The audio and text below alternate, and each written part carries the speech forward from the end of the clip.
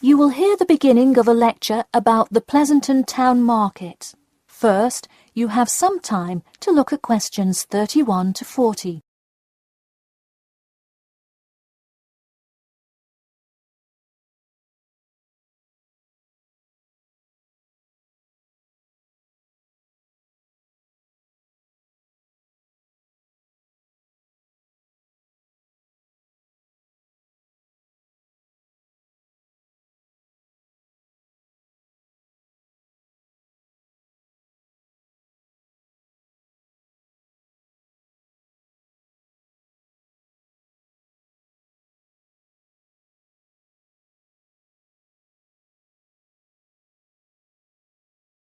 Now, listen carefully and answer questions 31 to 40.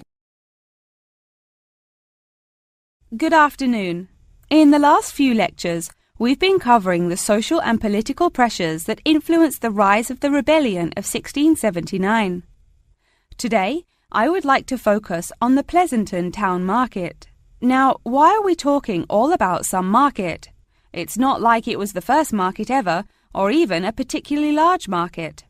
The Pleasanton Town Market is important because it is often mentioned in the literature found in the library. If you have ever been there, you have probably seen all of the handcrafted items sold there now. But what was originally bought and sold in the town market? In the beginning, the market sold products such as meats, furs, and simple tools. Over time, though, it became known as the place to find quality livestock. People came from all over the world to find the biggest and best cows, pigs, and chickens. In fact, the profits from the town market became the savior of a plummeting economy during a time of much turmoil. Not to be confused with the Reconstruction era, a period of rapid development came about in the 1660s as a result of the market's vendors contributing their profits to building up much-needed public facilities and defense, which would later make a huge impact on the outcome of the war. For many years, the market flourished and began to draw in large tourism crowds in addition to the throngs of livestock customers. However, as revolutions in farming came about, more people moved to farms far from the city centre. Customers grew more and more reluctant to travel all the way to the town centre for their meats, when they could easily choose to buy from local farmers near them for a fraction of the price. With such a fall in the profits of the town's major profit generator, some quality town planning was needed. In the mayoral election of 1668, a young man of little fame just barely claimed the popular vote, none other than the now legendary John C. Wiley. Wiley's first decision as mayor of Pleasanton was to deal with the quickly failing town market. The building with the large clock was a landmark that had symbolized growth in Pleasanton for a generation. Wiley decided to use the notoriety of the town market to set an example. During the historical Rotterdam Rebellion, Wiley gave all those involved lifetime prison sentences in the very same building. It stayed a prison for about 50 more years until they transported all remaining prisoners to other facilities and turned it into the historical monument today.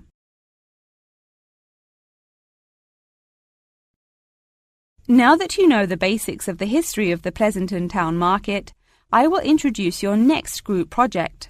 I want you to make a short film based on the real historical events that occurred in Pleasanton before and during the uprising. I will give you some class time to look through the library's reference section, but you will be responsible for conducting further research outside of class. I suggest starting by looking for information on the market itself. You'll find plenty of information. In fact, some students complain that there is actually too much information on it. On your own time, you could find family members of old war veterans to conduct interviews.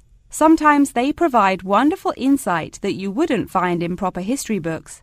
But be careful, an interview that is riddled with bias is useless. I myself have some very old photographs here that you are welcome to take a look at for some inspiration. I'm lucky enough to own this one of Jim Wiley himself. Very interesting to see, but does not provide enough information to add much to your film. Feel free to take this film into whatever direction you choose. You could even do a crime thriller based on real outlaws. All you would have to do is look through the newspaper archives in the crime section during that time period. Try to get as much detail as you can, but you may end up having to draw your own conclusions. Okay, that's enough from me, so let's go on to... That is the end of section 4. You now have half a minute to check your answers.